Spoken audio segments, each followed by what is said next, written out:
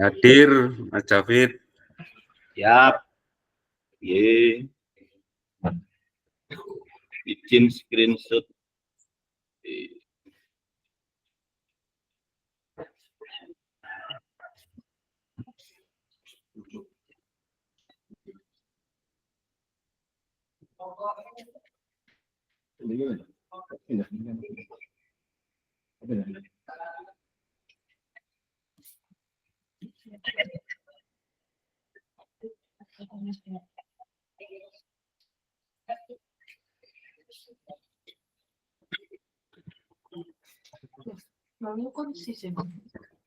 Assalamualaikum warahmatullahi wabarakatuh. Waalaikumsalam warahmatullahi wabarakatuh. Assalamualaikum warahmatullahi wabarakatuh. Sehat semua, nggih? Nggih, siap. Alhamdulillah, nggih. Untuk mengawali kegiatan GIMIT kita pada sore hari ini, sebelumnya saya ucapkan terima kasih untuk Bapak Ibu. Semoga apa yang akan kita laksanakan pada sore hari ini tentunya akan membawa keberkahan bagi kita dan tentunya untuk kebaikan dan kemajuan anak didik kita.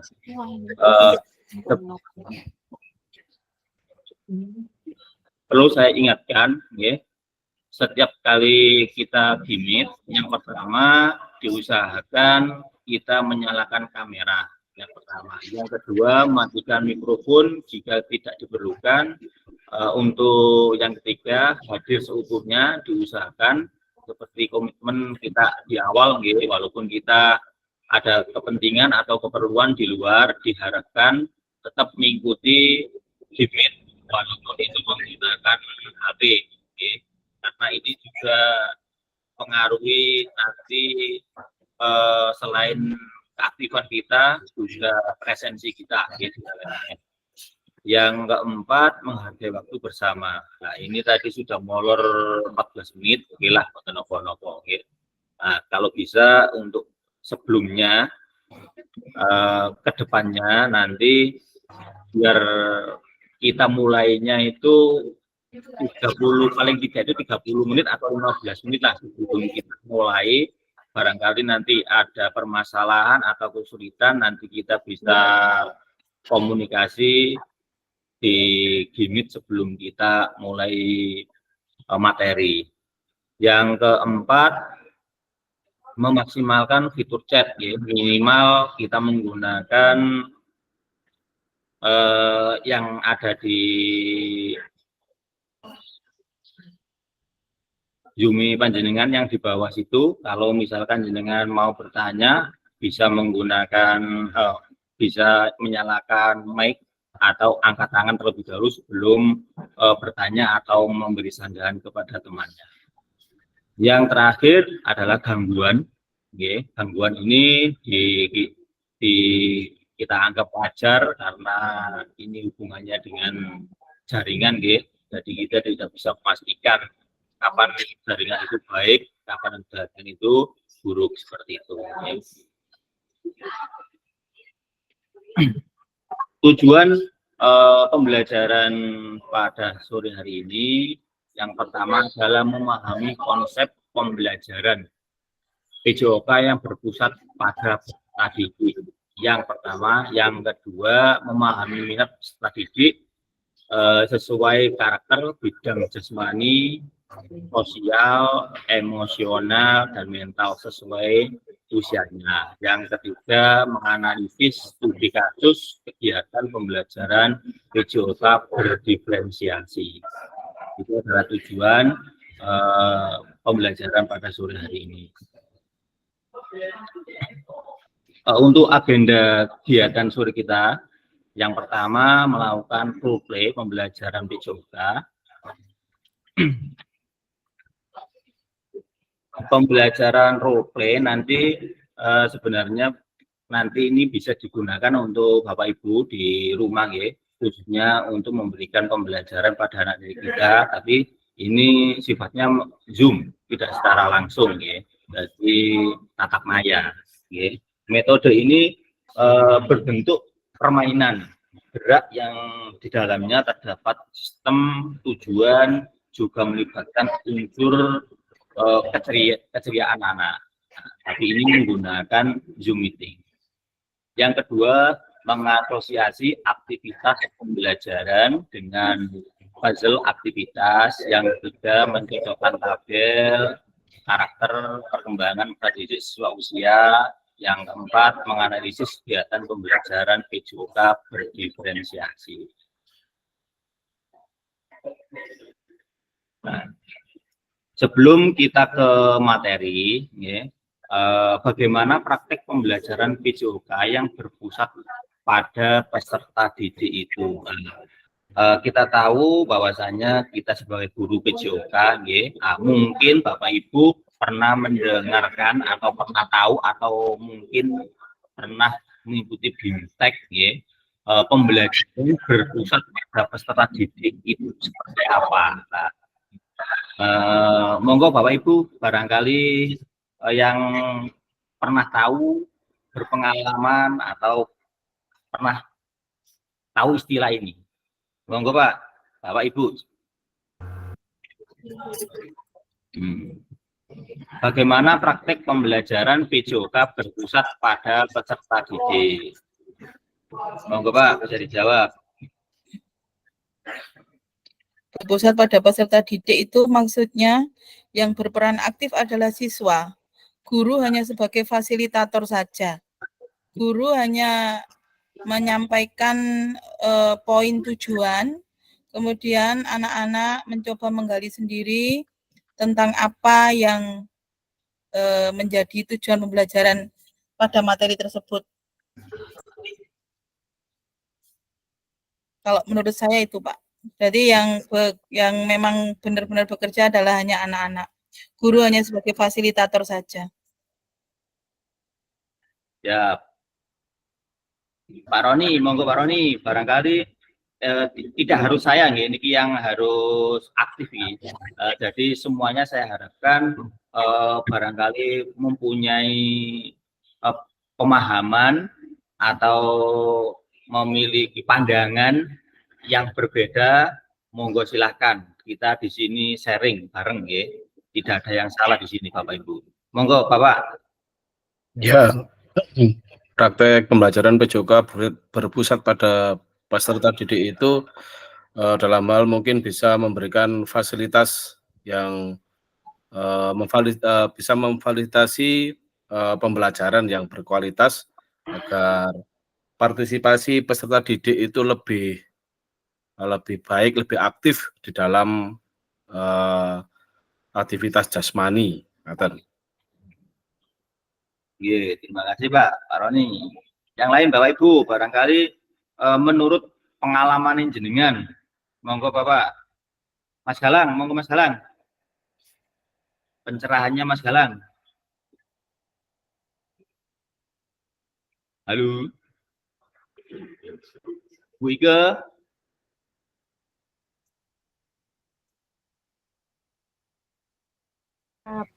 Menurut saya kalau tadi yang berpusat pada peserta didik ya sampun dijawab dari teman-teman tadi.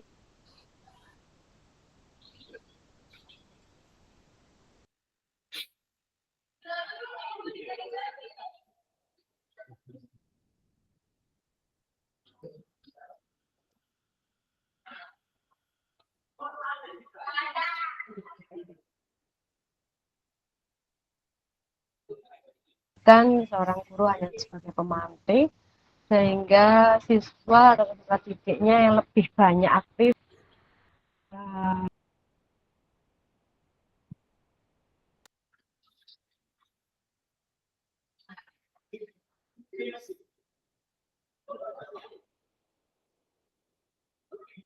Namun Bu Ike.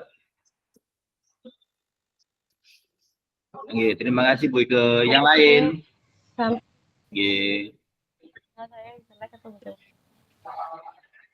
Bu Erna, monggo Bu. Menurut panjenengan pripun Bu? Nggih Bapak, kalau menurut saya yang berpusat pada peserta didik yaitu pembelajaran yang mampu mengembangkan potensi pada anak secara optimal baik secara kognitif, afektif maupun motorik, di mana yang tadi sudah diungkapkan sama Pak Roni sebagai pendidik harus memberikan fasilitas yang mendukung untuk anak-anak mengembangkan kemampuannya yang berbeda-beda. Seperti itu. Oh, nggih.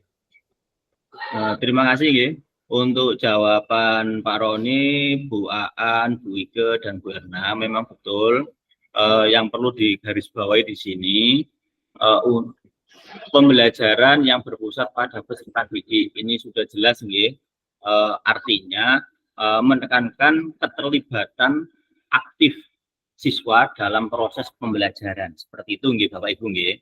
Itu garis bawahnya yang perlu digarisbawahnya. Selanjutnya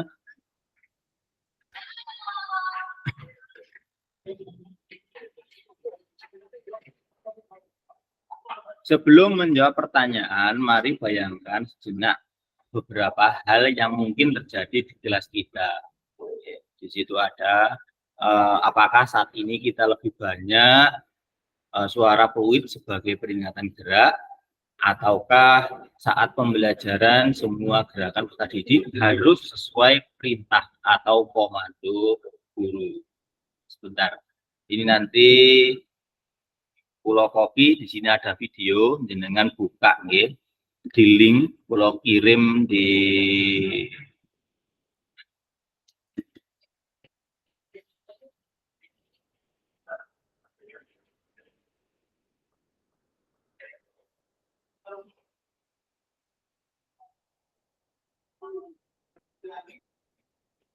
jenengan buka di kolom chat gitu, di situ saya kirim link jenengan, atau gini mawon ya, atau gini mawon kalau setelah jam boten ribet.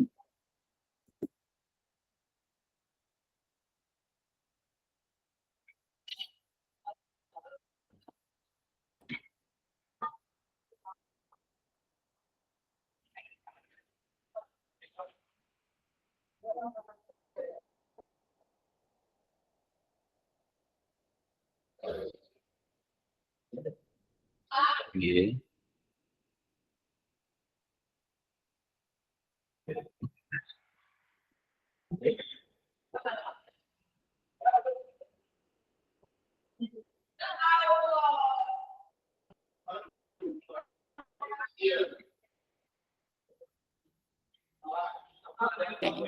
And we know from all the research that when students are empowered to make decisions. Bisa didengar nggih Bapak Ibu nggih? Halo? Bisa Pak, bisa. Kalau putar nggih, jenengan simak apa yang dibicarakan lagi. They thrive. And we know from all the research that when students are empowered to make decisions, they thrive. And thriving means they learn more, they enjoy the lesson more, they are more willing to participate, and they're more willing to take that learning and transfer it into their lives. So everything that we know about student-centered learning is really positive. We know that it's hard. You know, we do know that it's different and that it can be challenging and maybe scary if it's not an approach that you're used to, but the benefits are worth it. We know that the outcome is really positive. And so hopefully today what I can do is provide opportunities for you to take that first step if it's something new or something scary for you, or places that you can look for more opportunities to invite students into the decision-making process.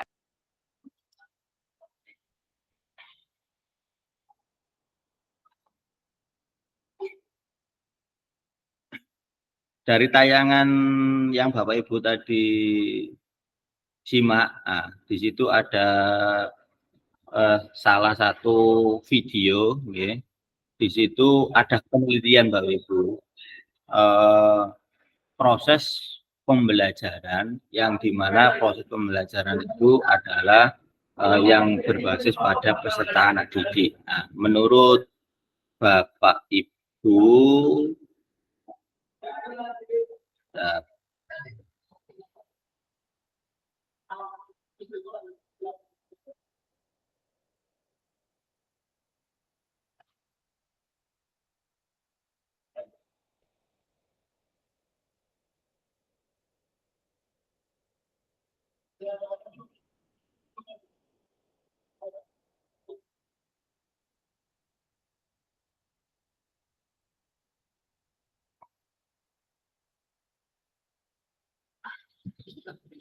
Menurut Bapak Ibu dari dari slide video tadi, nggih, nah, kira-kira di situ sudah menggambarkan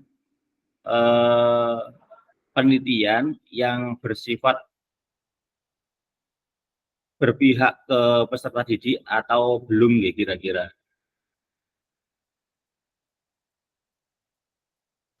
Sudah Pak. Nah, yang Bapak Ibu tadi tangkap kira-kira yang perlu digarisbawahi dalam cerita guru tadi itu kira-kira poinnya di mana, Bapak Ibu? Mereka bisa mengembangkan potensi mereka. Oke. Selain itu, Bapak Ibu, Menikmati pembelajaran, Pak. oke. Nah, kemudian Transfer Transfer ke kehidupan pribadi. kehidupan sehari-hari, Bapak. oh, gitu. Berarti di situ tadi sudah termasuk pembelajaran yang berdiferensiasi, gitu, berpihak kepada peserta didik. Lebih banyak partisipasi gerak anak, karena di situ tadi ada banyak kesempatan anak didik untuk melakukan aktivitas pembelajaran, tentunya dengan hasil yang lebih positif seperti itu. Gitu. Nah, lanjut.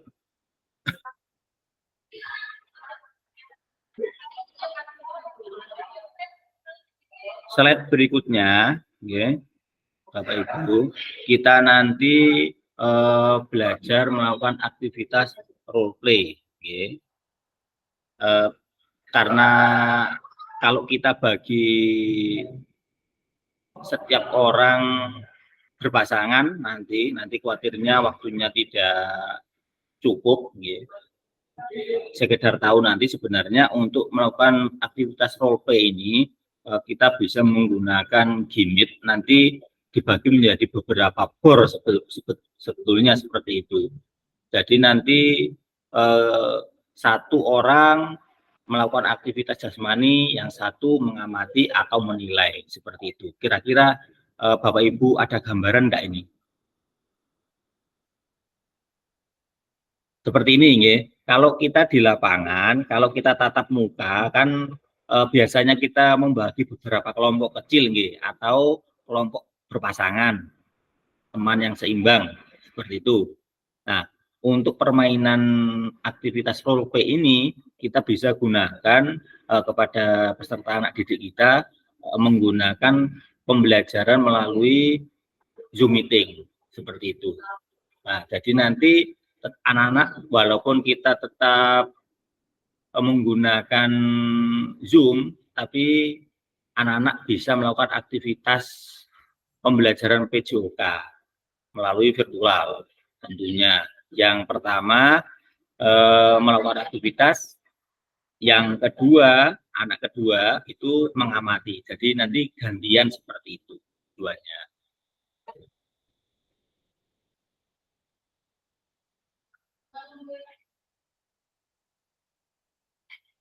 Tujuan pembelajaran dari role play, yang pertama tujuan pembelajaran peserta didik melakukan dan memahami gerak koordinasi dengan benar, yang pertama. Yang kedua, peserta didik mengetahui efek dari latihan yang dilakukan. Yang ketiga, peserta didik dapat menganalisis efek latihan yang diberikan melalui perubahan denyut nadi. Yang ketiga, asesmen atau penilaian, melakukan self dan pre-assessment efektif latihan yang telah dilakukan. Yang kedua, melakukan analisis efek latihan yang diberikan melalui perubahan denyut nadi. Yang ketiga, pembelajaran latihan gerak koordinasi. Nah, sebenarnya untuk kegiatan aktivitas role play ini harusnya Bapak Ibu nanti dibagi menjadi beberapa kelompok, dan setiap kelompok nanti ada beberapa dibagi lagi berpasangan, sebenarnya seperti itu. Nah, takutnya nanti waktunya yang tidak mencukupi seperti itu. Tapi kita tetap melakukan, tapi sendiri-sendiri, ya, sendiri-sendiri.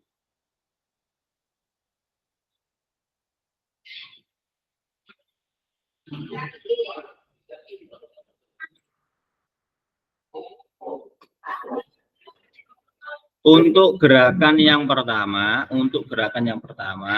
nah, di situ ada gerakan 1, gerakan 2, gerakan 3, gerakan 4, dan gerakan 5. Seperti itu, nggih. Nah, Bapak Ibu sekarang mulai pikirkan, pilih salah satu dari kelima gerakan yang ada di slide Bapak Ibu di depan itu, nggih. Sampun? Sampun. Oke. Nggih, sampun. Oke, di sini yang gerakan pertama adalah gerakan kombinasi membungkuk dan menepuk. Yang kedua jumping jack, yang ketiga lari di tempat, yang keempat gerakan silang tangan mengayun jari kaki, yang ketiga loncat di tempat, seperti itu. Nah, nanti jenengan buka di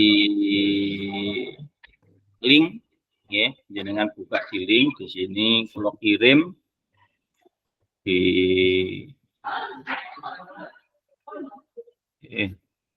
nah,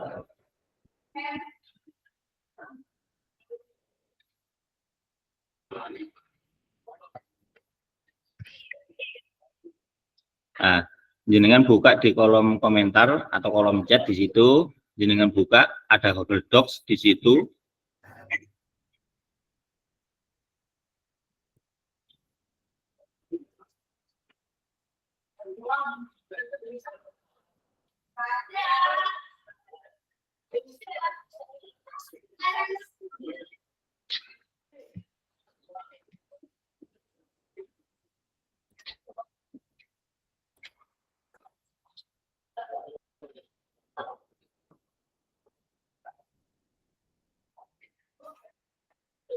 Sampun?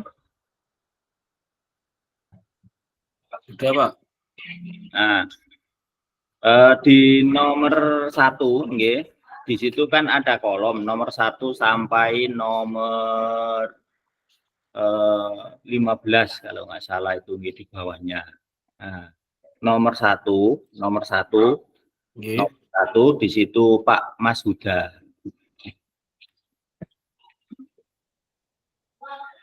Sampun ngetik, Bapak?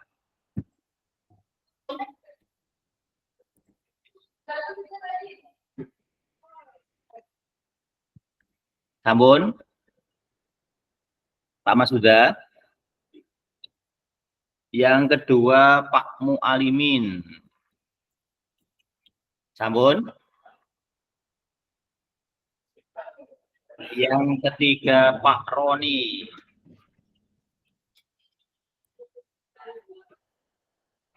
Yang keempat Pak Muhammad Askia.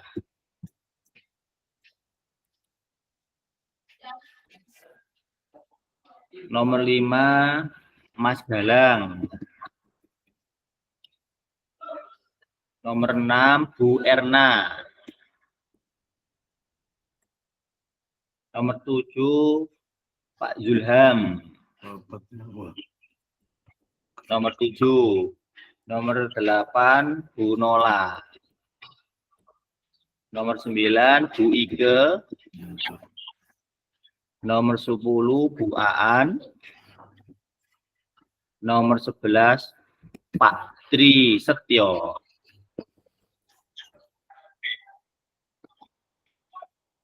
Nomor 12 Pak Roni.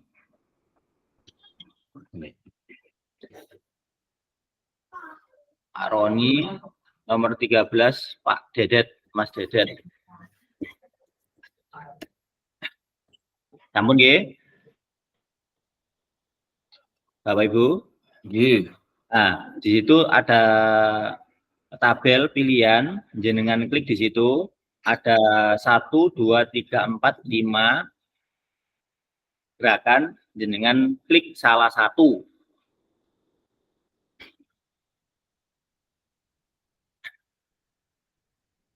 Sampun?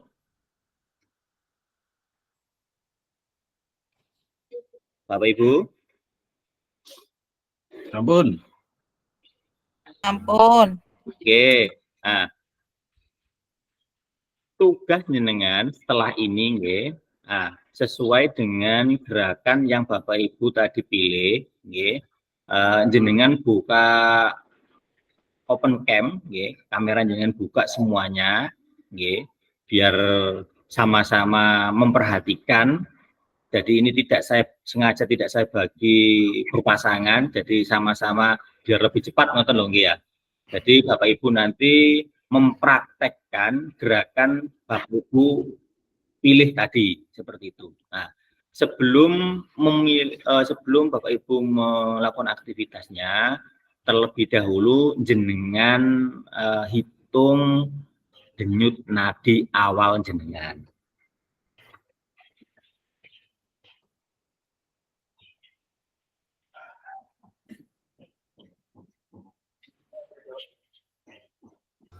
Per menit apa, Pak? 10 detik. Per 1 menit. Per 1 menit. Nggih. Kalau hitung nggih. Udah, Pak, kedap. Belum, Pak. Kalau hitung.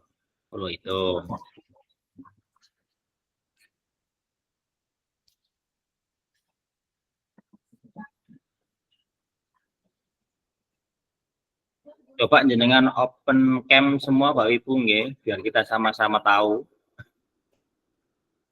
Nah, jenengan pegang pergelangan tangan atau di bawah di leher, di bawah telinga, nggih. Jenengan hitung kali waktu jenengan HP atau jam tangan jenengan, nggih. Jenengan pakai stopwatch juga boleh, nggih. Hitung 1 menit. 1 menit itu berapa kali denyut nadi jenengan? Paham nggih Bapak Ibu nggih?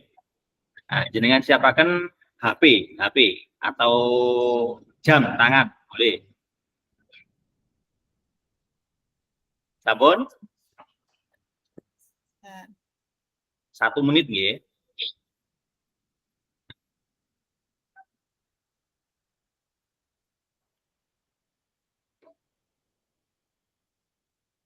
Nah, siap? Mulai. Monggo.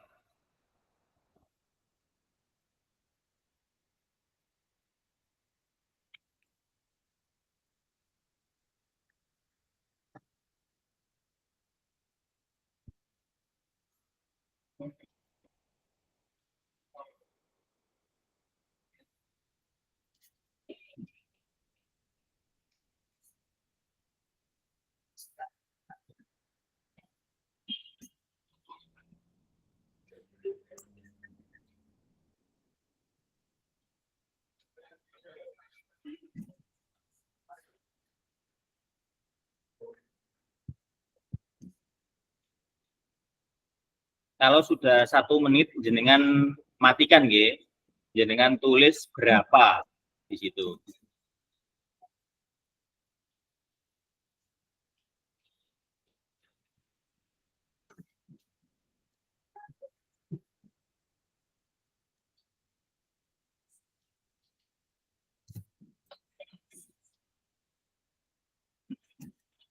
Sampun? Sampun Bapak Ibu? Sampun, Pak. Oke. Nah, sekarang kembali ke tabel jenengan wau nggih. Denyut nadi awal jenengan tulis. Campur. Oke. Yang sudah masuk Pak Roni, Bu Erna.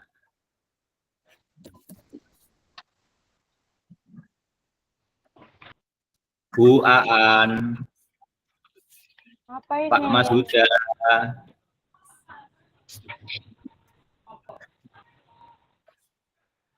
yang sudah masuk.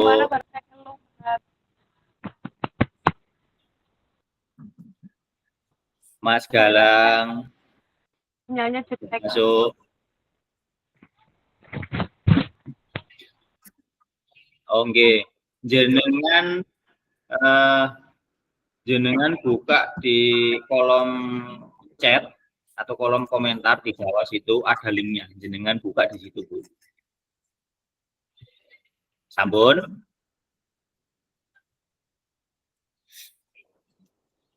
Yang bawah sendiri Bu.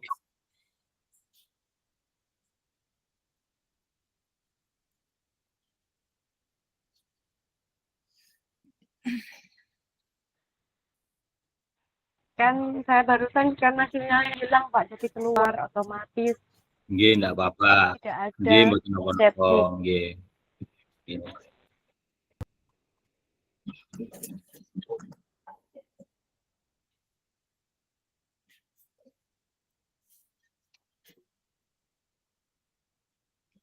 Nah, di sini muncul nggih yang sudah masuk di situ Pak Masuda, Pak Roni, Mas Galang, Bu Erna.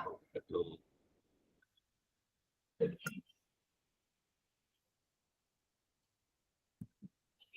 Terus pinten gini nggih. Pak Roni, Bu Aan, Bu Erna sudah masuk. Oke. Lanjut nggih. Oke.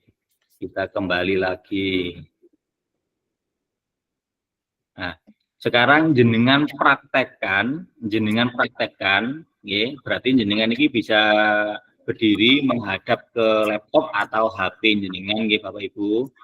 Jenengan praktekkan gerakan yang Bapak Ibu tadi pilih. Nah, seperti itu. Nggih. Kalau bisa agak menjauh sedikit Bapak Ibu biar nanti teman-teman juga bisa melihat nggih. Agak jauh dari kamera mawon. Oke. Kegiatannya itu dilakukan berapa menit, Bapak? Jenengan ini kalau sesuai aturan nggih 10 menit. Hah? Menit nggih. Lah karena ini kan juga terus wong Jawa balungan tuwa kan mboten mungkin 1 menit. 1 menit jenengan pun kapok. Nah, nyoba jenengan lakukan selama 30 detik. 30 detik. Oke, siap. Nah, monggo jenengan praktekkan sesuai gerak yang jenengan pilih.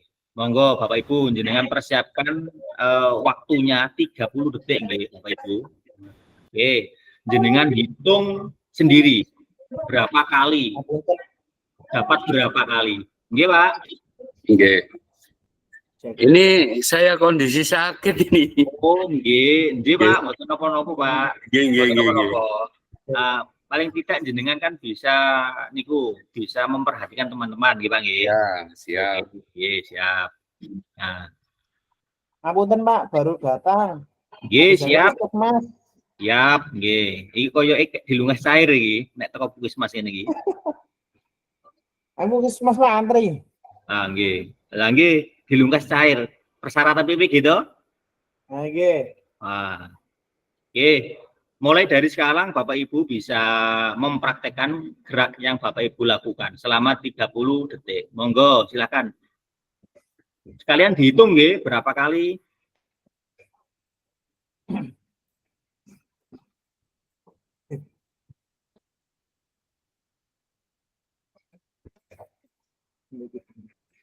Bu Ike, monggo Bu Ike. Pak Mualimin, Pak Setio.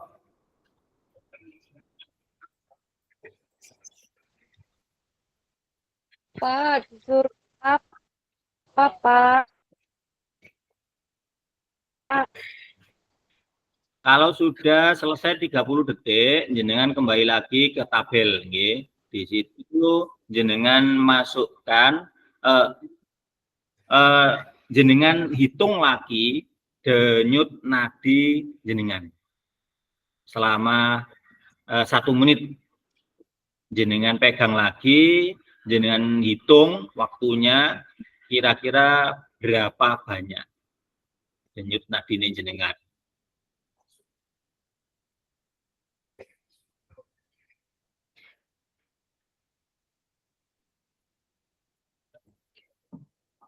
Bisa nggih?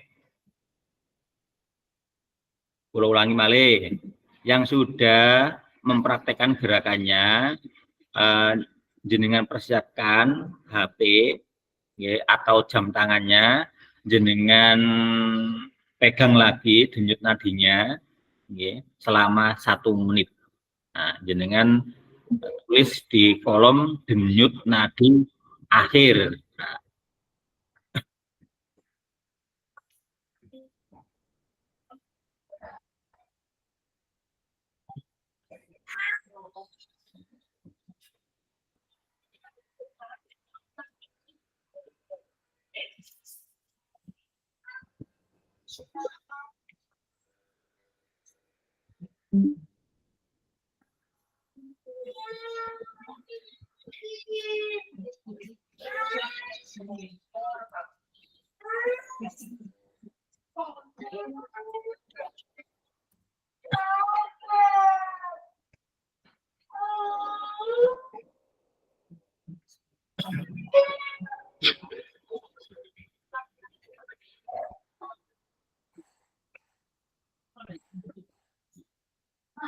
Pak Roni sudah masuk.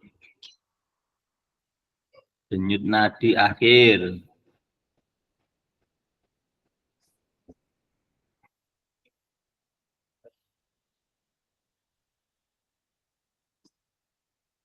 Ngapunten Pak nggih, tadi masih belum sambung, dados belum bisa mengerjakan. Nggih, mboten napa-napa, diikuti mawon sementara nggih. Yang sudah masuk Bapak Ibu nggih di sebelah kolom denyut nadi awal dan denyut nadi akhir, di situ ada kolom umpan balik mengenai gerakan yang dilakukan oleh pasangannya. Karena Bapak Ibu tadi melakukan dengan sendirinya, nggih. Nah, di situ bisa disimpulkan denyut nadi awal berapa, denyut nadi akhir berapa. Nah, jenengan hubungkan aktivitas yang Bapak Ibu tadi lakukan seperti itu. Bisa mengikuti nggih? Nah, jenengan paringi umpan balik sendiri. Awalnya tadi berapa, terus yang terakhir berapa, terkait dengan gerakan yang Bapak Ibu tadi lakukan. Oke, bisa dilakukan. Mas Galang juga sudah masuk.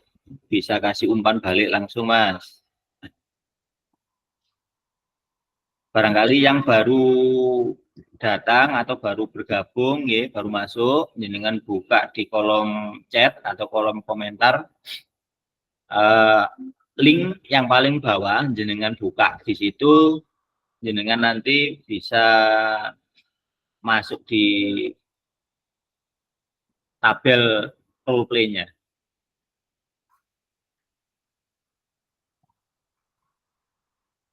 Pak, maaf, linknya tidak ada kalau baru gabung.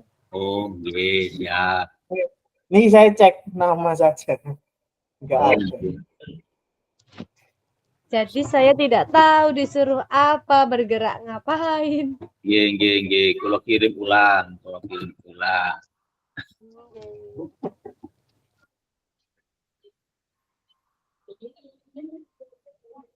Apa kuwi kae?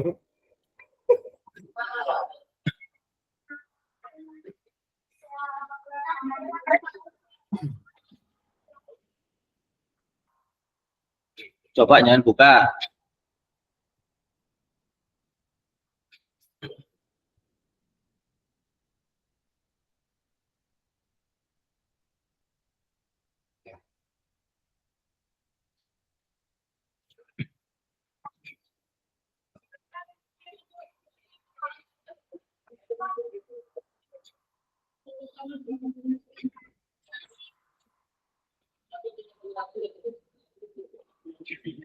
Oh nggih, ini denyut nadi awal dalam jangka waktu 30 detik nggih Pak David nggih.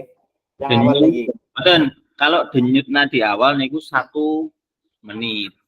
1 menit. Nggih. Denyut nadi akhir pada waktu jenengan mempraktekkan gerakan itu hanya 30 detik. Tapi untuk hitung denyut nadi akhirnya sama dengan denyut nadi awal 1 menit. Itu nggih, hitungnya dipegang itu. J, jenengan pegang dulu sebelum melakukan aktivitas dulu. Oke, siap. 1 menit. Untuk umpan baliknya yang sudah mempraktekkan, Bapak. G. Kira-kira denyut nadi awal dengan denyut nadi akhir itu berbeda atau tidak setelah melakukan aktivitas. Nah, seperti itu. Atau barangkali yang mau open mic langsung, monggo Mas Galang bisa.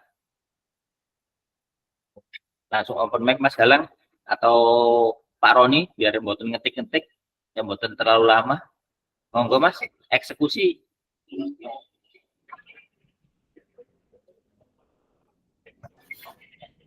Iya Pak, untuk kegiatan PKG tentang yang dipraktekkan tadi memang denyut nadi awal yang berdetaknya 83 menjadi 135 untuk saya.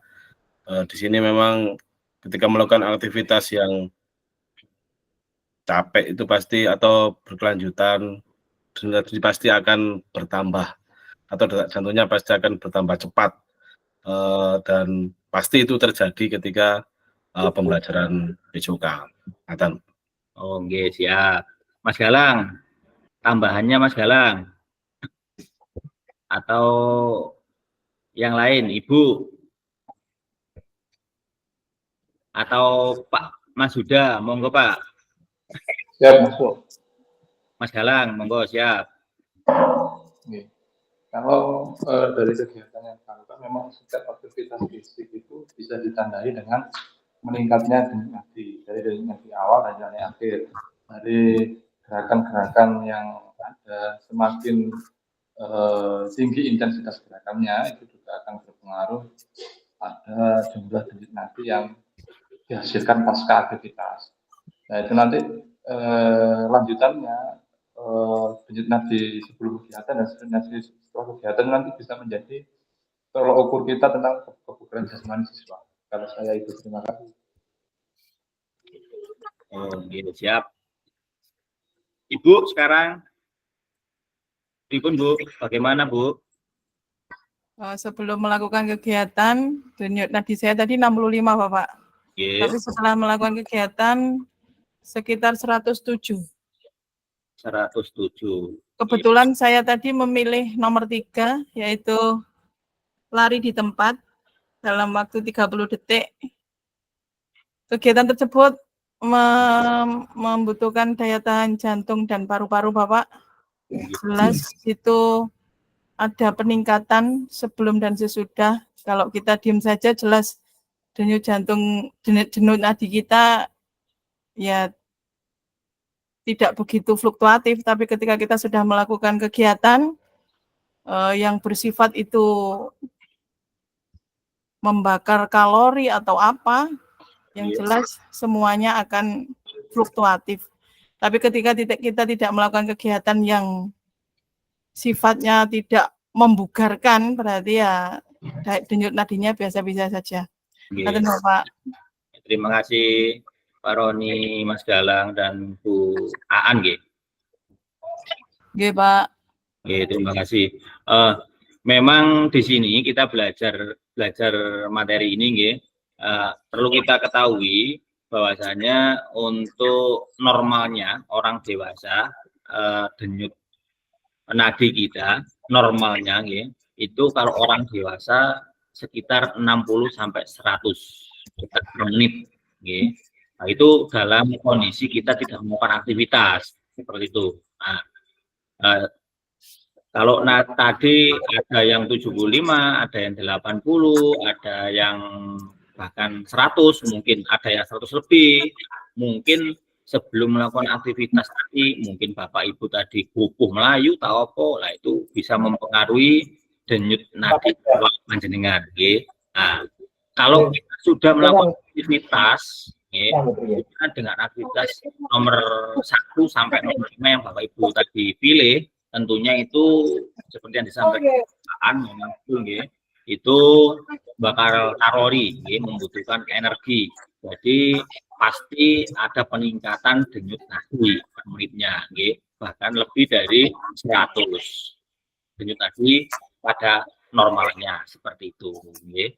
Nah, nanti ini bisa dipraktekkan di anak didik kita, Bapak Ibu, nggih. Sebelum kita melakukan aktivitas jasmani nanti bisa dipraktekkan. Ayo anak-anak dicoba sebelum kita melakukan aktivitas, coba cekeli lengene kira-kira berapa detak jantung nadinya, seperti itu. Tujuan kita seperti itu. Lanjut, nggih. Pak David, mau tanya Pak David. Iya, siap. Tadi untuk pengecekan nadi kan ada di tangan, Pak. Oke. Kalau seandainya saya pakai nadi selain di tangan itu sama nggak, Pak? Sama. Yang paling umum itu biasanya di pergelangan tangan atau di leher di bawah telinga. Yang penting di situ kan paling terasa seperti itu. Boleh sama saja. Salah nggih. Oke. Lanjut, nggih. Nah.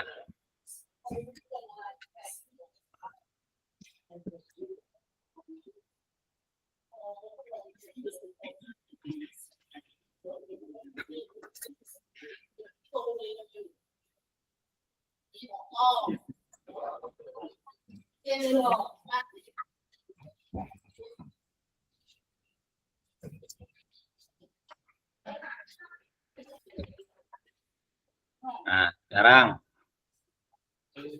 bagaimana cara kita melihat apakah latihan yang dilakukan sudah benar? Nah, ini yang bisa dilakukan yang bisa Bapak Ibu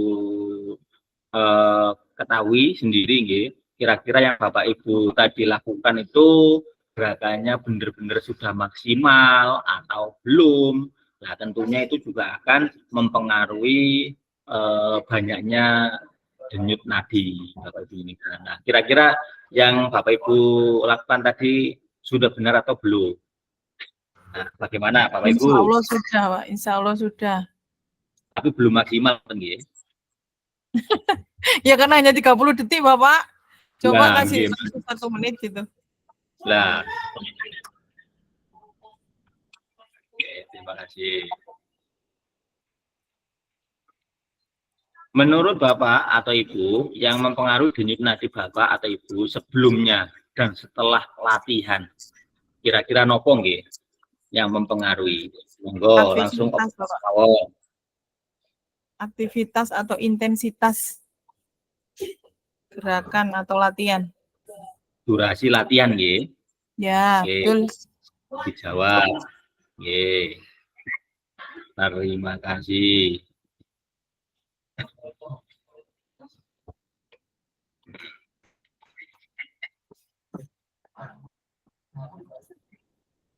Lanjut, nggih. Peran guru dan peserta didik dalam pembelajaran SCL. Kinten-kinten ada yang pernah mendengar istilah SCL itu apa, Bapak Ibu?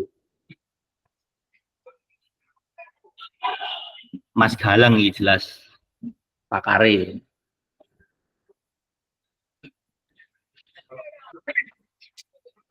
Peran guru, nggih. SCL itu adalah salah satu model pembelajaran atau student centered learning atau SCL. Di situ peran guru bertindak sebagai fasilitator dalam proses pembelajaran, mengaji kompetensi mata pelajaran yang harus dikuasai murid pada akhir pembelajaran, merancang strategi, membantu murid mengakses informasi, mengidentifikasi dan menentukan pola penilaian. Itu peran guru. Untuk peserta didiknya aktif dalam proses pembelajaran, berpartisipasi, mengkaji kompetensi dan strategi pembelajaran, membuat rancangan pembelajaran untuk mata pembelajaran yang diikuti, belajar secara aktif dalam kelompok. Nah, kita kembali nih pengertian dari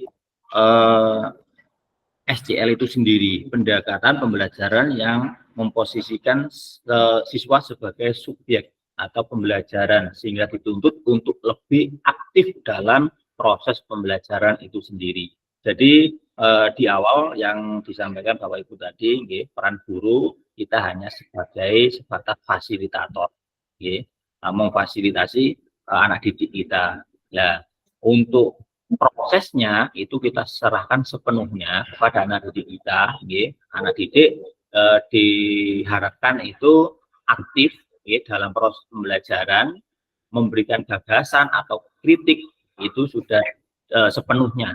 Kita hanya memberikan fasilitas saja seperti itu. Bahkan untuk membuat rancangan pembelajaran untuk mata pembelajaran yang diikutinya. Nah, kalau dulu pembelajaran yang mungkin pada waktu kita belajar dulu, model pembelajaran yang hanya mengikuti instruksi dari guru kita dulu, wae ngalor yo ngalor, ngidul-ngidul, wae bal-balan yo bal-balan. Kita hanya pasrah seperti itu. Kalau saat ini tidak. Nah, kita dituntut untuk memberikan fasilitas saja kepada kita, bahkan untuk menentukan olahraga yang diinginkan untuk membuat rancangan sendiri seperti itu.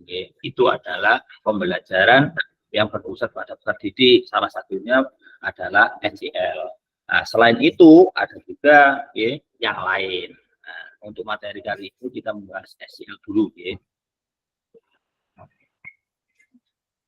Dalam SJL, guru akan berperan sebagai fasilitator. Peserta didik akan dilatih untuk melatih tanggung jawab atas kegiatan belajarnya dengan panduan guru sebagai fasilitator agar materi, kegiatan, dan pengukuran pembelajaran masih dalam koridor capaian pembelajaran yang diharapkan. Nah, seperti contoh yang Bapak Ibu praktekkan tadi, sebenarnya kan kita bagi berpasangan seperti itu. Satu mempraktekkan, yang satu memperhatikan dan memberi nilai atau asesmen.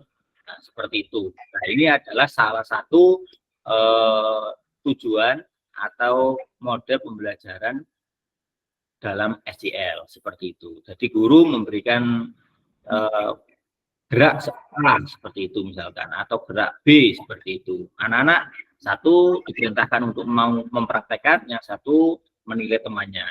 Nah, di situ adalah salah satu contoh kecil dari pembelajaran SJL. Nah, kira-kira Bapak Ibu ada gambaran sedikit ngoten nggih? Pripun Bapak Ibu? Iya, Pak. Oke, Bapak. Oke. Ngapunten badhe tanggen nggih. Nggih, monggo. Saya ini agak sedikit bingung, Pak. Nggih. Untuk pembelajaran yang berpusat pada peserta didik semua itu, Pak nggih. Nggih. Sebenarnya yang kita nilai itu hasil dari anak-anak atau prosesnya, Pak? Nah. Karena kalau seandainya nanti kita lihat prosesnya, kita lihat hasilnya itu kan ada indikator-indikator yang harus kita penuhi. Nggih. Nah, itu nanti yang kita pakai itu yang mana, Pak? Gini nggih, untuk ini berarti masalah asesmen nggih, penilaian nggih. Oke. Oke. Ya, hubungan kalian itu kan fokusnya di situ. Posisinya tim kita pembelajarannya kan untuk anak-anak juga. Yang apa sini? Oh, diferensiasi ini dulu. Nggih. Nah, begini ngeten nggih.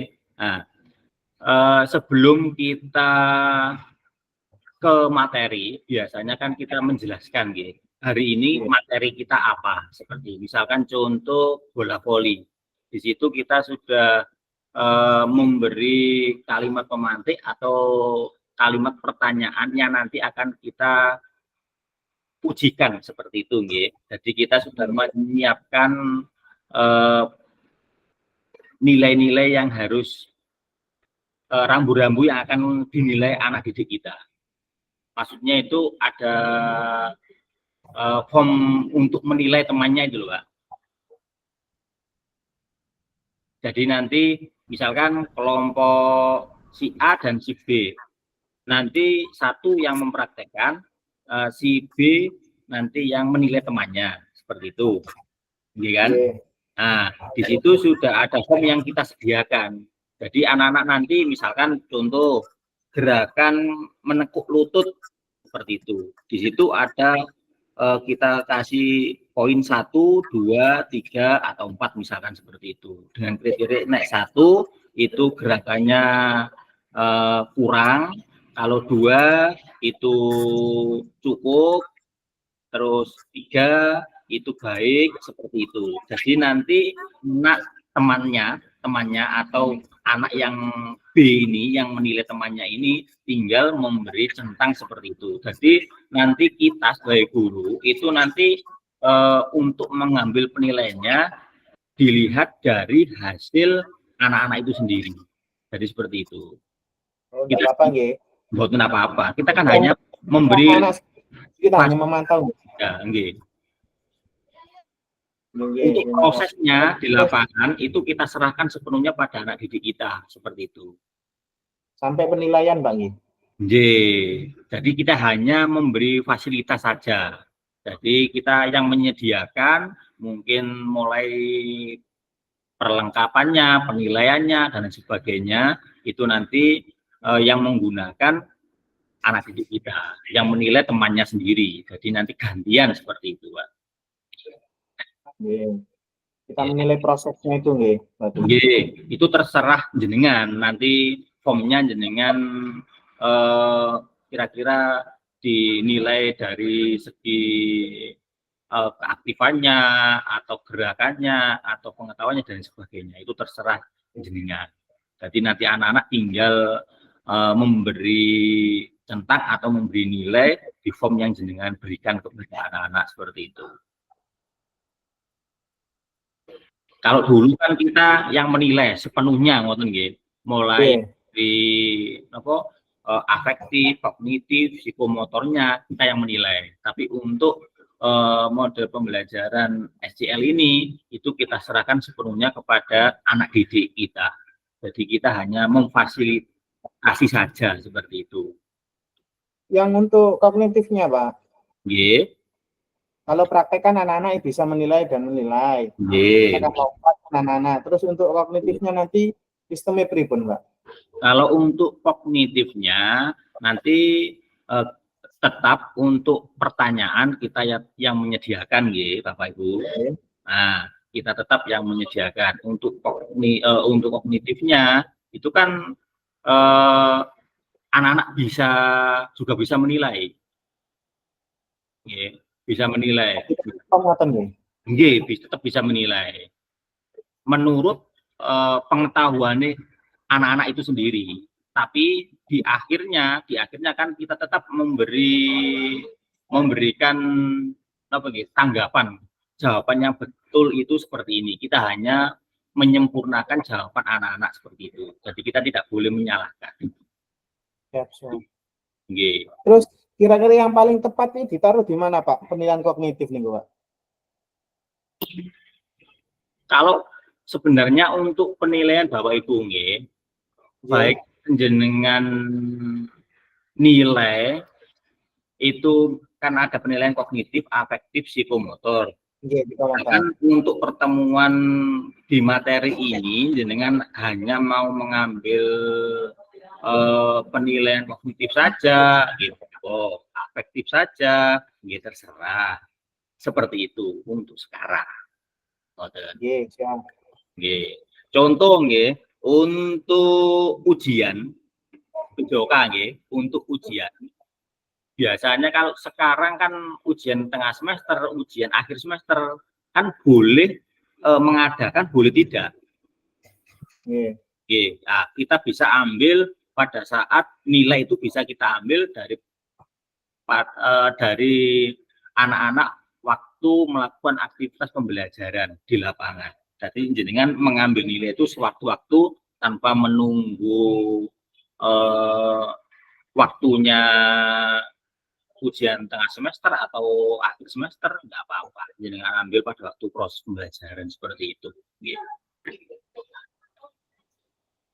Untuk penilaian itu diserahkan pada kita sebenarnya, tapi tergantung modelnya juga. Ini kan kita belajar model SCL gitu.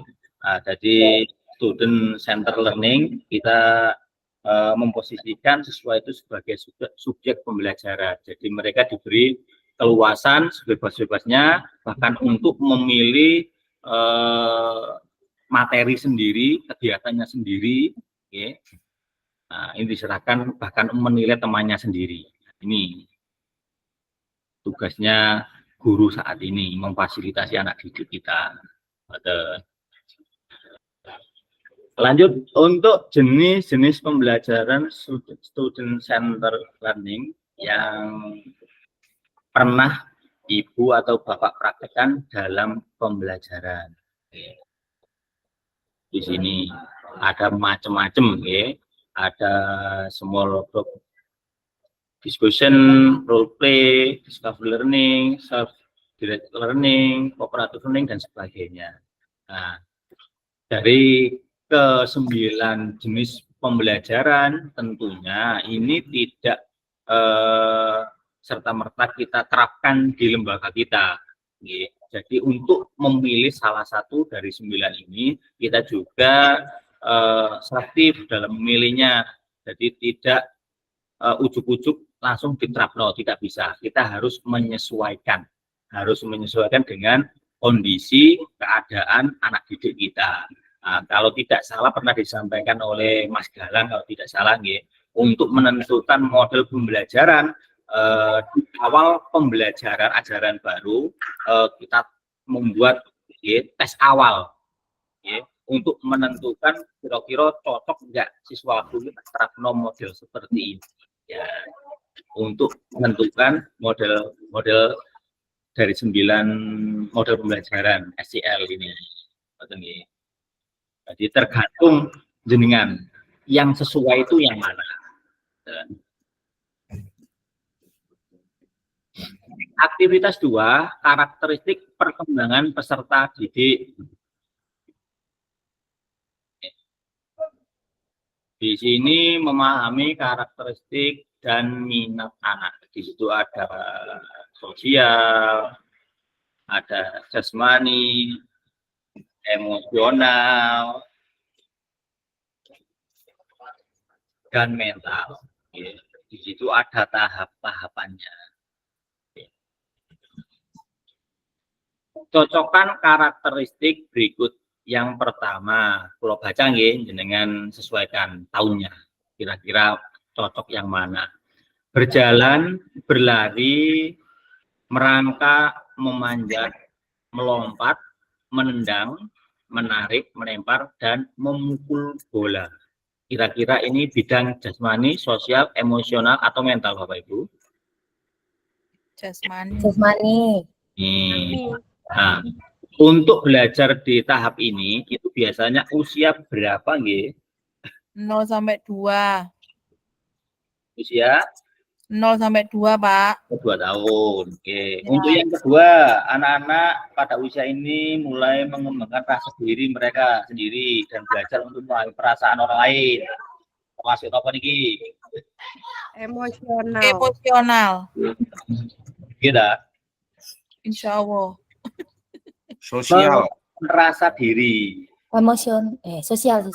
Sosial. Di sini memahami perasaan orang lain. Sosial. Di garis bawahi. Sosial, Pak.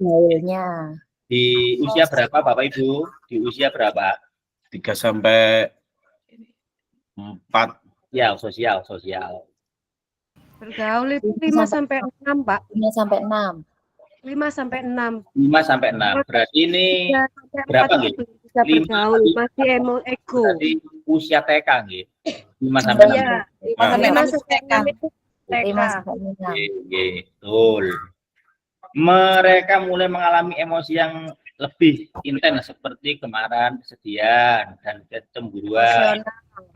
Emosional. Jelas ya. Usia berapa?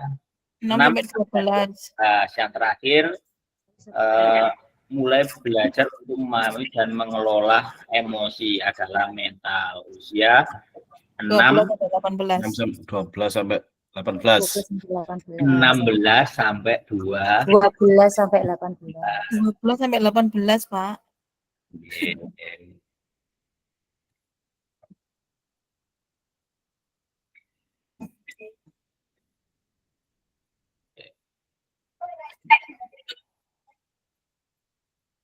Apa pentingnya guru mengetahui karakteristik peserta didik?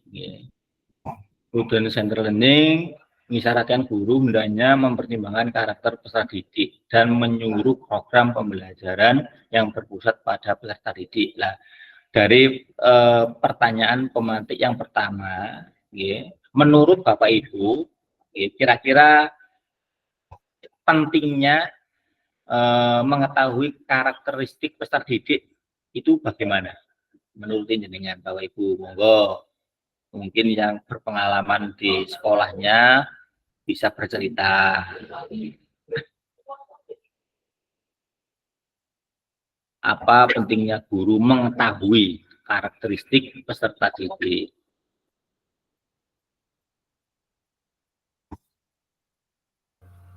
Napa Bapak Ibu? Penting napa mboten sih mengetahui karakter peserta didik? Penting, Bapak. Sangat penting, Bapak. Alasannya itu apa? Menurut jenengan, kalau Untuk mengetahui metode apa yang bisa kita sampaikan dan kecocokan anak-anak dengan metode yang kita berikan, Bapak. Oke, siap. Yang lain, Bapak Ibu. Menurut jenengan. Nah.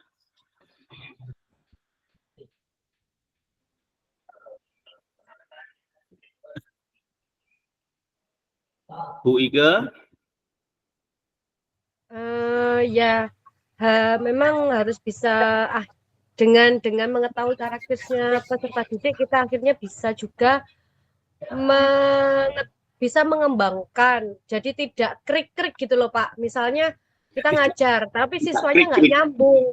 Kita pakai memaksakan problem based learning, sedangkan siswanya itu nggak nyambung sama sekali. Akhirnya ya kita sendiri yang kerepotan, akhirnya krik cuman begitu saja. Siswanya nggak nyambung, kita memaksakan kehendak itu, sehingga ya memang harus mengetahui karakteristiknya, kita mencocokkan model pembelajarannya, sehingga dalam pembelajaran itu bisa asik dan bisa TikToknya enak, mereka juga nyaman, mereka juga senang dalam pembelajaran itu sampai kepada mereka, begitu. Oke. Sekarang Bapak, monggo Bapak, Ibu sudah 2, sekarang Bapak 1 lagi.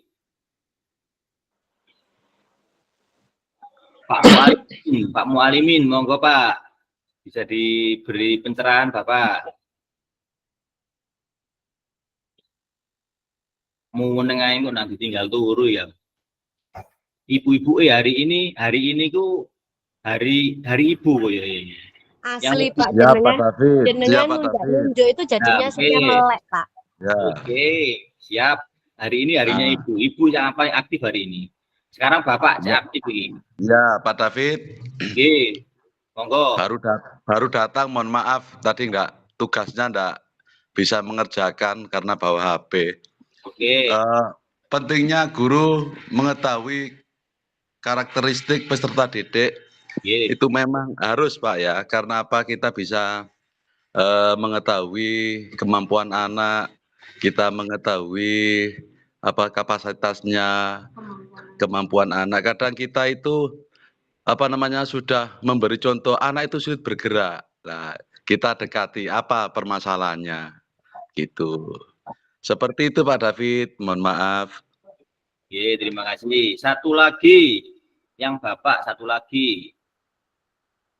Mas Dedet, suaranya mana Mas Dedet ini?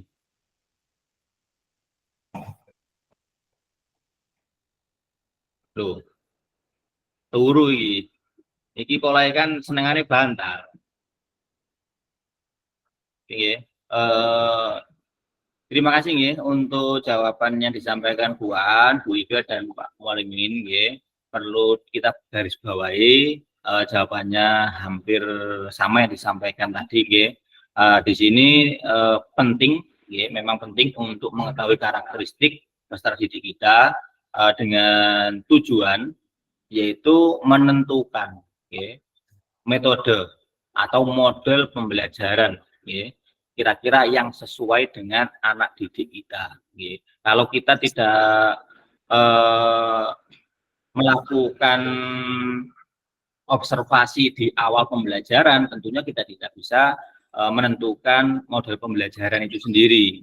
Takutnya nanti ya seperti yang disampaikan Bu Ike, nanti kita sudah menentukan model pembelajarannya apa, ujung-ujungnya pada waktu proses pembelajarannya itu tidak sesuai, anak-anak tidak nyaman. Akhirnya muni jangkrik, ya krik-krik tadi. Ngoten nggih. Nah, seperti yang disampaikan Mas Galang di awal dulu, saya masih ingat. Jadi, untuk menentukan metode atau model pembelajaran, kita melakukan observasi terlebih dahulu, memberi penilaian di awal pembelajaran atau ajaran baru. Nah, di situ baru kita bisa menentukan model dan pembelajaran yang sesuai dengan peserta didik kita. Seperti itu, Bapak Ibu. Yang kedua, bagaimana cara mengakomodasi berbagai karakteristik dan minat peserta didik dalam pembelajaran. Nah, yang sudah menjawab, saiki sing dereng menjawab. Jadi nggone LMS cek ijo. Ayo monggo Bapak Ibu.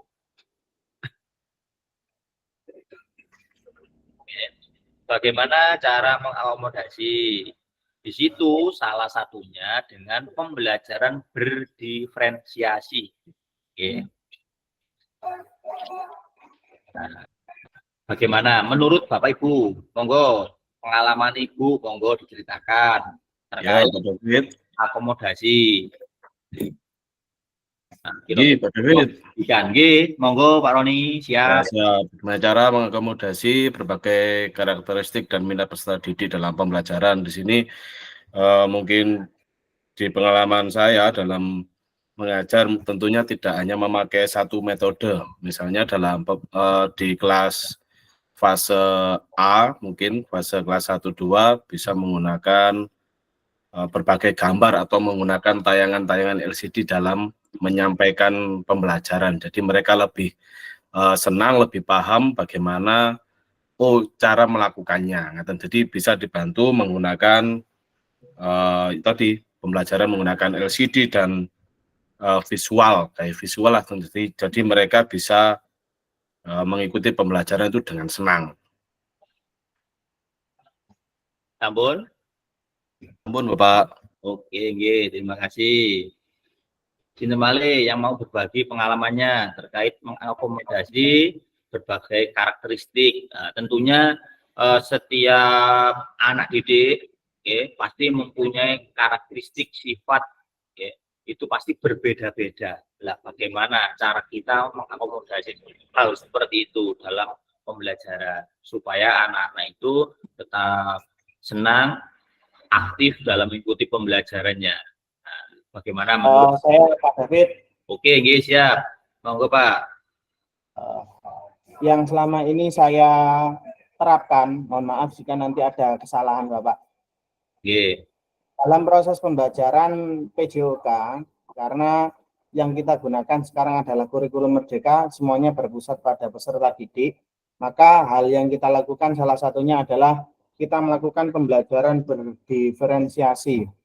Tapi pada saat kita sudah melaksanakan kegiatan berdiferensi ini, ada beberapa peserta didik yang memang menurut saya dia juga tidak bisa digunakan teori yang seperti ini. Karena satu, terlalu aktif biasanya, dua, dia juga terlalu pendiam. Jadi saya untuk menangani hal semacam itu lebih ke bekerja sama dengan beberapa guru ekstra Bapak. Jadi apakah boleh nanti proses penilaian saya juga dimasukkan di situ, Bapak? Oke, kalau jawab untuk penilaian khususnya penilaian khusus PJOK berarti mapel panjenengan Nah, itu tidak bisa kalau nanti jenengan ini kolaborasinya dengan guru ekstranya. Karena di ekstra itu kan pengembangannya, bukan prosesnya, ya. Nah, kalau di pembelajarannya jenengan kalau pagi itu kan itu pendidikan jasmaninya, ya, seperti itu ke arah pembelajarannya. Nah, tujuannya seperti itu. Nah, tidak termasuk unsur tujuannya adalah prestasi, kan beda, nggih. Kalau di ekstra di luar jam belajar itu kan jelas tujuan kita. Di jam tambahan di luar jam sekolah untuk memberi tambahan, tambahan waktu untuk ke prestasi seperti itu. Jadi itu tidak ada hubungannya nanti dengan ini, kecuali nanti kalau misalkan pada waktu proses pembelajarannya jenengan pada waktu ngajar di lapangan itu pada saatnya jenengan itu memberi penilaian seperti itu, misalkan jenengan kolaborasi dengan guru yang lain, misalkan Pak saya minta tolong ini diberi penilaian ke anak didik yang poin ini. Nah, itu boleh Bapak. Jadi kemarin tuh juga sempat kerjasama dengan teman-teman guru yang beda mata pelajaran. Jadi satu teknik saya, anak-anak yang tidak, menurut saya tidak begitu minat di situ, saya kolaborasinya di situ, Bapak. Teknik saya seperti itu. Oh, boleh enggak, Pak? Terima kasih.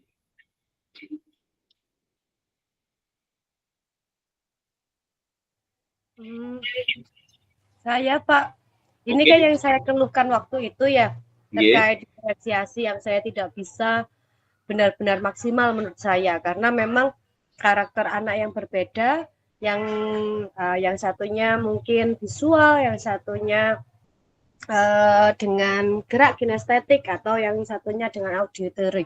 Nah, ini yang hampir, kalau PJOK mungkin kita bisa ya dengan sarana, atau mungkin yang seperti kalau dulu, kalau angan-angan saya adalah yang siswa yang bagus berarti pengayaan, yang jelek berarti remedi. Itu pembedanya. Kalau diferensiasi mungkin dibedakan dengan sarana atau soalnya dipermudah, sehingga capaian mereka tidak sama. Yaitu sama dengan pas waktu anak inklusi bergabung dengan siswa biasa, sehingga capaian mereka tidak akan sama. Gerakan yang mereka bisa dengan kognitif pengetahuan yang mereka bisa satu sama lain itu berbeda. Jadi yang misalnya satunya sudah sampai dengan lari kencang, yang satunya masih berjalan, itu sudah berbeda, tapi di materi yang sama. Jadi yang dibedakan adalah mungkin sarana dan model pembelajarannya.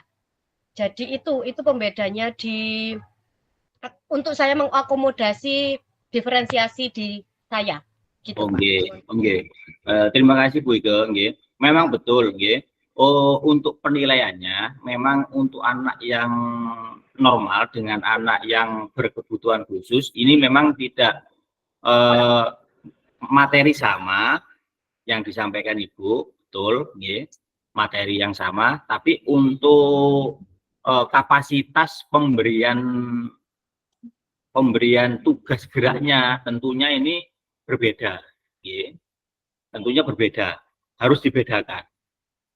Jadi misalkan anak ini contoh, misalkan anak kita sekarang kegiatannya adalah materi melompat seperti itu. Jenengan beri garis start, terus di depan di situ ada tanda mungkin 30 cm atau 60 cm atau 100 cm atau 200 cm, di situ kan sudah jelas ada pembedanya, Nah, kalau sudah seperti itu, nanti anak-anak diberi pilihan menurut kemampuan anak-anak itu sendiri.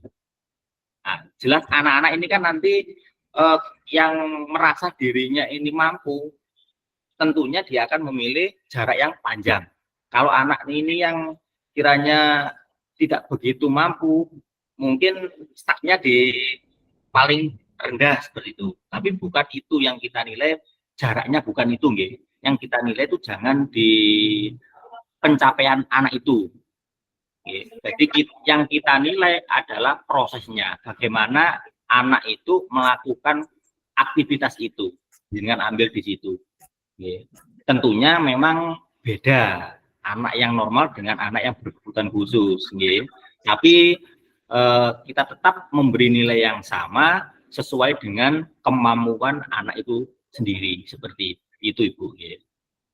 Untuk pertanyaan yang kedua tadi, memang setiap anak ini pasti mempunyai kelemahan dan kelebihan di model pembelajaran yang kita berikan.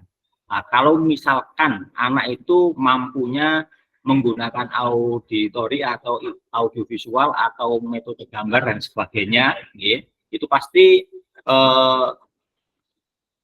anak ini cenderungnya di mana? Anak ini cenderungnya di mana? Seperti itu. Jadi kita harus menyesuaikan kebutuhan mereka, harus kita sampaikan juga. Misalkan contoh, terkadang kita harus memberikan pembelajaran di dalam kelas menggunakan LCD misalkan, seperti itu. Ada gambar, ada video, ada audio visualnya juga. Nah, anak yang biasa suka mendengarkan, tentunya dia peka dengan pendengarannya, bisa menerima audio itu dengan mendengarkan, seperti itu, nggih. Atau anak yang tidak begitu suka memperhatikan tapi mendengarkan, tapi dia suka memperhatikan, dia fokus pada gambarnya atau video itu. Mungkin yang mereka tangkap di situ. Jadi seperti itu. Jadi kita sebagai guru memang tuntutannya sangat berat sekali, ya tidak seperti dulu, harus ini ya harus dijalani anak-anak. Tapi untuk pembelajaran yang kurikulum merdeka ini, kita yang harus memfasilitasi anak didik kita supaya tetap tujuan kita terpenuhi. Itu, ya. Lanjut, ya. Terima kasih. Pembelajaran 3, pembelajaran diferensiasi dalam PJOK.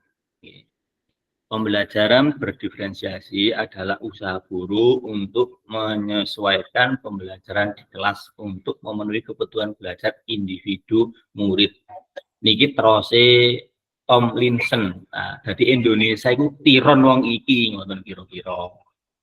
Oh, ngoten. Nggih. Nah, sekarang kita dituntut untuk mengikuti model pembelajaran di luar negeri. Seperti itulah kinten-kinten ya. Nah, kita belajar bareng. Kita harus upgrade ilmu ya, biar tidak tertinggal.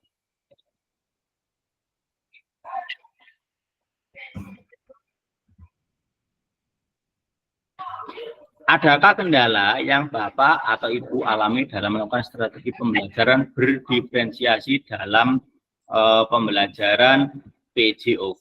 Di sini diferensi konten, diferensi proses, diferensi produk. Ya. Biasanya di modul jenengan kan ada ya, 3 poin ini.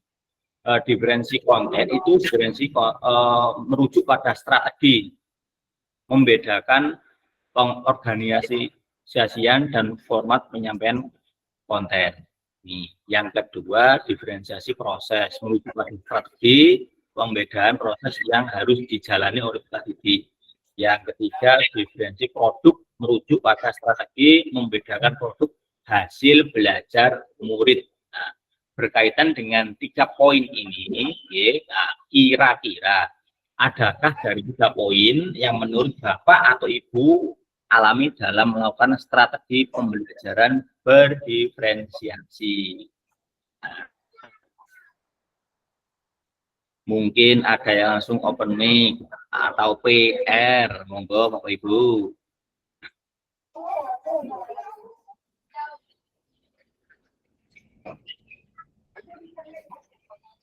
Monggo, barangkali ada yang bisa bercerita sekalian memberikan contoh realnya, seperti yang disampaikan Bu Sinterwau.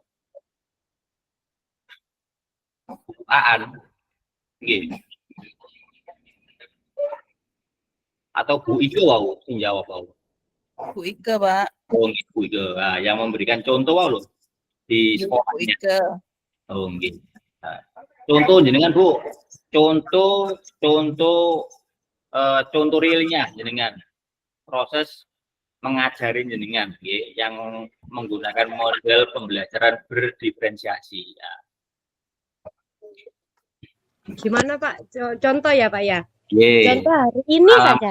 Nih. Oke, hari ini materi saya itu bola voli Pak. Kan Ye. kalau pengalaman saya itu tidak suka dengan bola besar karena sakit di tangan. Sehingga sepeda dengan Mbak An, kalau Mbak An itu atlet voli Pak. Nah, sehingga saya itu tadi menerapkan pembelajaran pakai balon. Nah, sebenarnya ini sudah tidak harusnya dengan usia remaja, usia 12 sampai dengan 15 pembelajaran menggunakan balon. Hanya saja biar siswa itu tidak bosan dan tidak males dengan bola yang asli, maka saya kembali kepada dasar passing bawah aja menggunakan balon. Tapi yang sudah bisa saya pegang dengan bola asli, sehingga mereka ya tadi di lapangan pun mereka ada yang menggunakan balon, ada yang menggunakan asli. Itu pada waktu prosesnya. Tapi kendala saya adalah pada saat nanti asesmen. Ya pada saat nanti asesmen mereka akhirnya ya memang kembali ke dasar lagi. Yang satu nilainya pada akhirnya kan tujuannya kan sama Pak. Pada akhirnya adalah tujuannya sama karena sudah fase D maka harus menggunakan bola asli ya. Memang akan ada pembedanya adalah di asesmen penilaian akhir. Hanya untuk prosesnya mungkin mereka lebih ke arah senang dan merasa happy dengan pembelajaran tersebut. Itu saja pembedanya. Kalau ya itu tadi kendalanya hanya pada saat membuat asesmennya, sehingga yang memaksakan dari anak yang tidak suka tadi ke arah bisa itu ada pemaksaan di situ. Bisa saya jawab ya. Untuk yang jenengan lakukan di peserta jenengan itu adalah metode atau model pembelajaran jenengan seperti itu nggih. Jadi untuk asesmennya nanti jenengan tetap menggunakan bola yang sesungguhnya. Jadi nanti tujuan kita misalkan anak bisa melakukan gerakan passing bawah dengan benar seperti itu kan. Seperti contohnya seperti itu. Kalau jenengan prakteknya menggunakan bola balon, misalkan menggunakan balon, nah ini tentunya pasti akan mempengaruhi Ibu. Balon kan susah untuk dikondisikan, susah dikendalikan, belum lagi nanti kendala alam, misalkan kena angin atau apa. Nah, ini pasti akan mempengaruhi keefektifan gerak anak itu sendiri.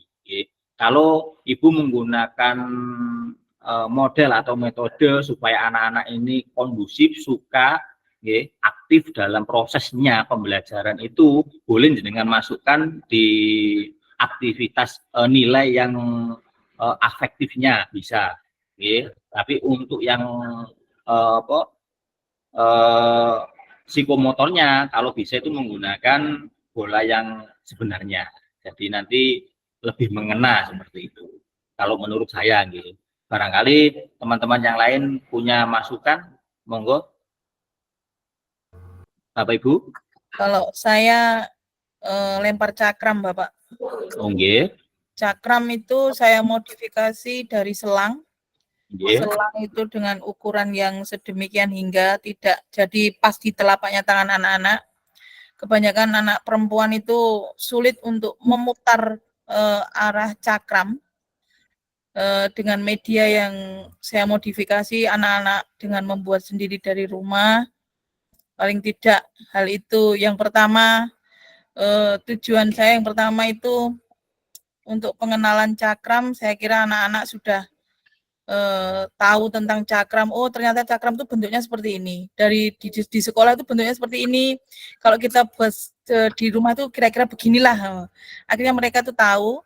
Yang kedua, mereka itu mampu untuk melakukan lemparan cakram, walaupun jaraknya tidak sesuai dengan yang kita harapkan, belum.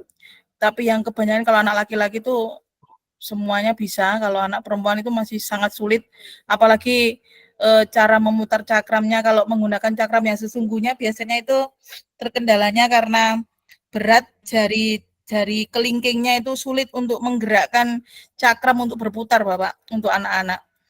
Makanya saya buat modifikasi dari selang itu, akhirnya paling tidak mereka bisa melakukan gerakan sesuai dengan tujuan yang saya inginkan, walaupun untuk jaraknya yang memang benar-benar jauh itu untuk anak laki-laki.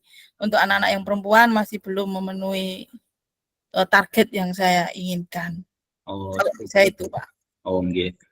Sama nggih, kasusnya dengan yang disampaikan Bu Ike tadi nggih, hampir sama. Ini adalah modifikasi alat untuk proses pembelajarannya seperti itu nggih. Memang kita dituntut seperti itu, Ibu. Tujuannya kita adalah sesuai dengan harapan atau tujuan pembelajaran kita. Materi itu seperti itu, nggih. Tapi untuk yang lebih, misalkan seperti yang Ibu sampaikan tadi, untuk yang laki-laki mungkin lemparannya lebih jauh. Otomatis mereka ada masa-masa pertumbuhan, cowok juga di kapasitas ototnya mungkin lebih kuat dibandingkan yang cewek, ya, seperti itu. Tapi kita jangan menilai dari hasilnya, Ibu. Kita bisa menilai atau asesmennya itu dilihat dari prosesnya. Bagaimana dia itu cara memegangnya, terus gerakan tangannya, seperti itu aja, nggak apa-apa. Iya, Pak. Nah, yang penting adalah tujuan agar anak-anak ini paling tidak itu mengerti, paham cara memegang, cara melemparnya bagaimana, seperti itu. Kalau memang Ibu kepingin tujuannya lebih, berarti jenengan PR-nya itu nanti di luar jam pembelajaran itu sendiri. Iya, tambahan, Pak. Seperti ekstra ya, Pak. Ekstra, Bu. Oke. Nah, oke, terima kasih. Ini untuk tugas di LMS jenengan. Nanti ini ya, refleksi untuk pertemuan hari ini modul 1.3, gunakan pertanyaan refleksi untuk menuliskan refleksi. Ini coba kula share screen. Yeah.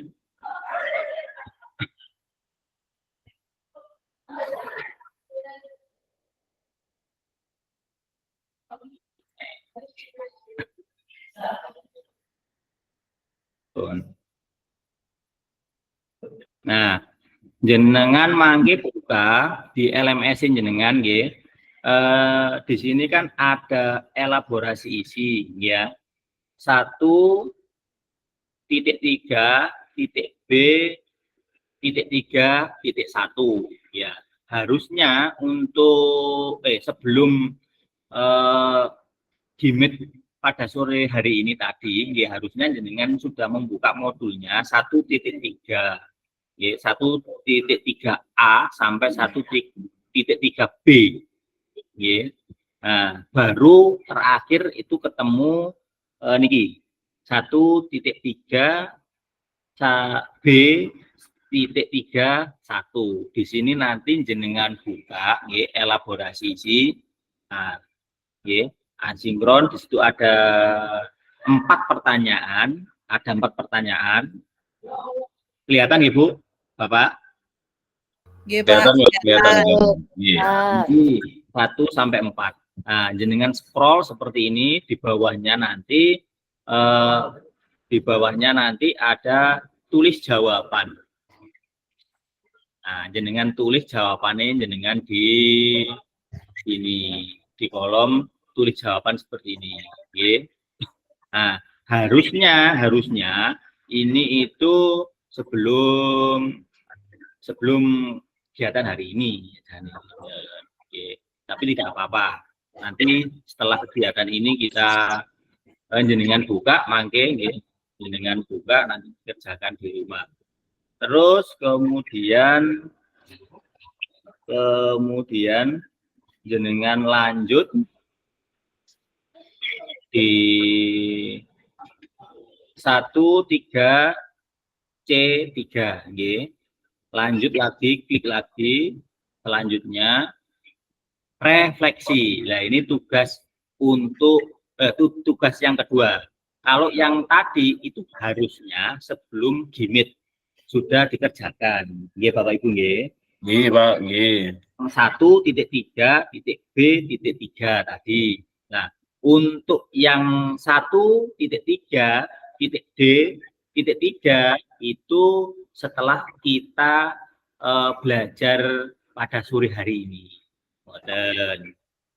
Nah, di sini jenengan nanti buka ya, di modul ini, modul refleksi, ada kolom di situ ya, pertanyaan sebelum membaca modul apa yang sudah Ibu dan Bapak ketahui atau pahami dan terapkan terkait konsep berikut. Nah, jawabannya jeneng nopo. Sampai 3 kalimat pemantik tuh nggih. Lah minimal Pak Ibu nggih, jenengan menggunakan Word boleh, menggunakan PowerPoint juga boleh, menggunakan Canva juga boleh nggih. Siap nggih? Atau minimal ini enggak apa-apa. Nah, kemudian kalau sudah jenengan jadikan PDF, di situ jenengan scroll ke bawah, di situ ada petunjuk mengerjakan tugas, jenengan klik. Nah, bisa diikuti nggih, petunjuk mengirim tugas. Nah, di situ jenengan ada file upload nggih, jenengan klik file upload di sini, jenengan klik di situ nanti muncul pilihan file yang jenengan tadi simpan di mana. Kalau sudah jenengan klik kemudian upload file seperti itu. Selesai, nggih. Nah, selesai. Untuk due-date-nya, untuk tugas yang ini nggih Bapak Ibu, kalau yang tadi nggih, yang tadi sebelum yang modul 1.3.B nggih, 1.3.B itu jenengan kerjakan nek nganggur mboten napa-napa, yang penting tidak kosong. Tapi untuk yang tugas yang ini nggih, berarti 1.3.D.3. Nah, ini harus tidak boleh lebih dari tanggal 30. Nggih. Sekarang ini tanggal berarti sekarang tanggal pinten iki? Tanggal 20 nggih. 20. Nah, ada waktu maksimal itu 9 hari. 12. Mungkin kula share malih teng ngene jadwale nggih. Siap. Nggih. Terima kasih.